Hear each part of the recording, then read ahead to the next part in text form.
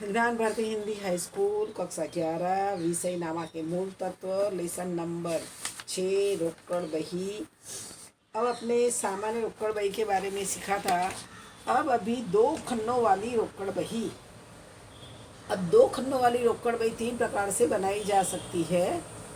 एक रोकड़ और बट्टा वाली रोकड़ बही, दूसरी रोकड़ और बैंक वाली खन्नों वाली रोकड़ बही और तीसरी बैंक और बट्टा वाली रोकड़ बही। अपने पहले सीखेंगे रोकड़ और बट्टा वाली रोकड़ बही। इस प्रकार की रोकड़ बही में साधारण रोकड़ बही के दोनों तरफ एक अधिक खाना बट्टा का जोड़ा जाता है।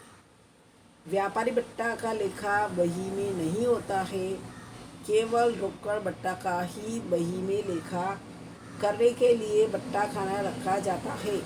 इस प्रकार की रोकड़ बही में रोकड़ खाना और बट्टा खाना होता है। रोकड़ खाने के लिए रोकड़ संपत्ति होने से माल संपत्ति खाते का नियम लागू किया जाएगा। बट्टा खाना के लिए बट्टा उपज खर्च होने से उपज और खर्च खाता का नियम लागू होगा। रोकड़ के लिए माल और संपत्ति का और बट्टा के लिए उपज और खर्च का नियम लागू होगा। अब अपने रोकड़ और बट्टा खन्नों वाली रोकड़ बही का जो नमूना दिया है, इसलिए खाली जगह की रोकड़ बही और उधार में तारीख, विवरण मतलब आय, रसीद नंबर, खापू। अब यहाँ पे आएगा दिया बट्टा, फिर रकम यानी रोकड़ और फिर तारीख, व्यय, वाउचर नंबर, खापू, प्राप्त बट्टा, रकम और जमा। उधार और जमा, जमा के अंदर व्यय प्राप्त बट्टा आएगा, उधार में दिया बट्टा आएगा और आय आएगी। अब यहाँ उपज खर्च खाते में रोकड़ बट्टा का समावेश होता है, इसलिए नियम खर्च या हानि को उधार करो, उपज या लाभ को जमा करो लागू पड़ता है। रोकड़ बट्टा देने वाले व्यापारी के लिए खर्च है, इसलिए वह बट्टा खाता दिया बट्टा खाता उधार किया जाता है। यानी रोकड़ बट्टा देने वाला जो व्यापारी है उसके लिए खर्च है, इसलिए क्या करेंगे, दिया बट्टा रोकड़ बही में उधार किया जाएगा।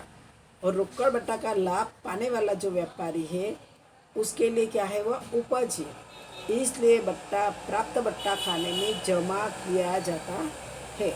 अब यहाँ पे उदाहरण दिया है कि देनदार पार्थ रुपया 3080 के देवा पेटे, रुपया 3000 अपने को चुका दे और अपने उसका हिस्सा पूर्ण गिनकर मान्य रखे तो रुपया 80 यानी 3000 चुका देता है, तो 3080 चुकाना था, उसमें से अपने 3000 चुका देते हैं तो 80 रुपया बट्टा दिया कहलाएगा।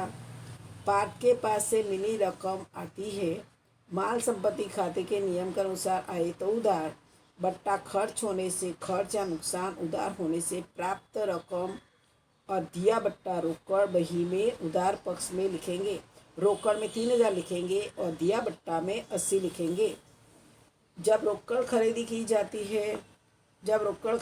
जाती है अथवा किसी लेनदार को रकम चुकाई जाती है, तब चुकाने योग्य रकम की अपेक्षा अमुक रकम कम चुकाई जाती है तो उसे बट्टा कहते हैं, उसे प्राप्त बट्टा कहते हैं।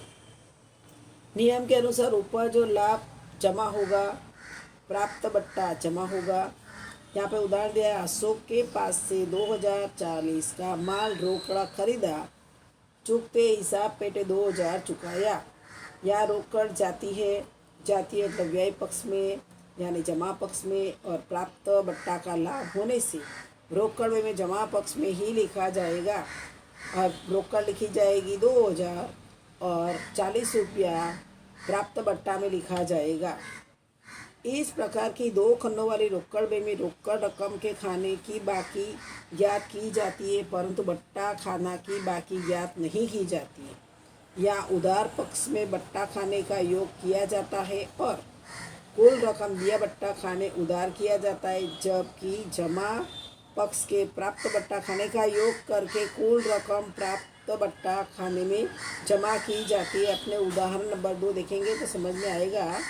अब यहाँ पे व्यवहार, निम्नलिखित व्यवहारों से गिरीश भाई की दो खन्नों वाली रोकड़ और बट्टा खन्नों वाली रोकड़ बही तैयार कीजिए।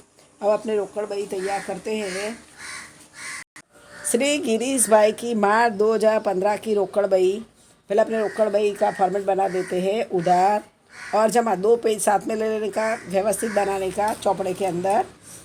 तारीख, विवरण यानी आय, रसीद नंबर, खापू, दिया बट्टा, रकम, तारीख, विवरण, वाउचर नंबर, खापू, प्राप्त बट्टा, रकम। अब अपने पहला व्यवहार देखेंगे कि मार्च 1 तारीख आय के प्रारंभिक रोकड़ शेष 8,000। तो अपने पता है कि आवक है अपने पास में, तो मार्च 1 शेष आगे लाए रोकड़ शेष रकम में लिखेंगे 8,000। दूसरा है कि 4 तारीख का व्यवहार की 6,000 का माल 10% व्यापारी बट्टा से खरीदा। अब खरीदा એટલે रकड़ गई, तो अपने जमा में लिखेंगे मार्च 4 2015 खरीद खाता। कितना लिखेंगे, व्यापारी बट्टा माइनस ही कर देने का। 6,000 का 10% करो, 6,000 गुणा 10%, तो 600 रुपया जो आएगा। अपन रोकड़ बट्टा की जो एंट्री करेंगे, प्राप्त बट्टा की, रोकड़ बट्टा की जो एंट्री होती है व्यापारी बट्टा की एंट्री नहीं होगी, इसलिए उसको प्राप्त बट्टा में 600 लिखेंगे नहीं, सीधा माइनस करके 5,400 लिख देंगे।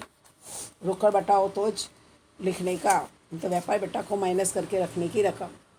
अब 7 तारीख का व्यवहार है कि प्रवीण को रुपया 3,000 का माल 5% रोकड़ बट्टा से रोकड़ी बेचा। अब बेचा है तो अपने पास में रकम आई। रकम आई तो क्या लिखेंगे, आय पक्ष में એટલે उधार पक्ष में लिखेंगे तारीख 7, बेचा है એટલે बिक्री खाता, रोकड़ बिक्री है। अब यहाँ पे देखो कि 3,000 का 3,000 गुणा 5% करो तो 150 रुपया आएगा। ये 150 रुपया क्या हुआ, दिया बट्टा, तो 150 दिया बट्टा लिखो, 3,000 में से माइनस कर लो, 2,850 आएगा। जो रकम रोकड़ कितनी मिली, 2,850, और बट्टा कितना मिला, 150। अब आगे है 10 तारीख का व्यवहार। रुपया 4,000 का माल 10% व्यापारी बट्टा और 5% रोकड़ बट्टा से रोकड़ी बेचा। रोकड़ी बेचा એટલે अपने पास में आवक आई। जो रोजनामचा बनाओ तो रोकड़ खाता, उधार, बिक्री खाते का बिक्री खाता लिख के 10 तारीख आय में बिक्री खाता। अब अपने क्या करेंगे, पहले 4,000 का 10% करो, 4,000 10% 400 है, तो अपने 4,000 में से 400 माइनस कर दो। अपने 4,000 से 400 माइनस करोगे तो 3,600 आएगा। अब 3,600 का कितना, 5% रोकड़ बट्टा, 3,600 गुणा 5%, तो अपने 180 क्या मिला, बट्टा मिला, दिया बट्टा 180। अब अपने 3,600 में से 180 माइनस करेंगे तो कितना आएगा, 3,420। तो 180 दिया बट्टा में लिखेंगे, रोकड़ में रकम में 3,420 लिखेंगे। अब उसके बाद के 12वां व्यवहार है, गोपाल फर्नीचर मार्ट में से रुपया 5,000 का फर्नीचर खरीदा। अब फर्नीचर खरीदा એટલે रोकड़ गई, माल आया। अब अपने 15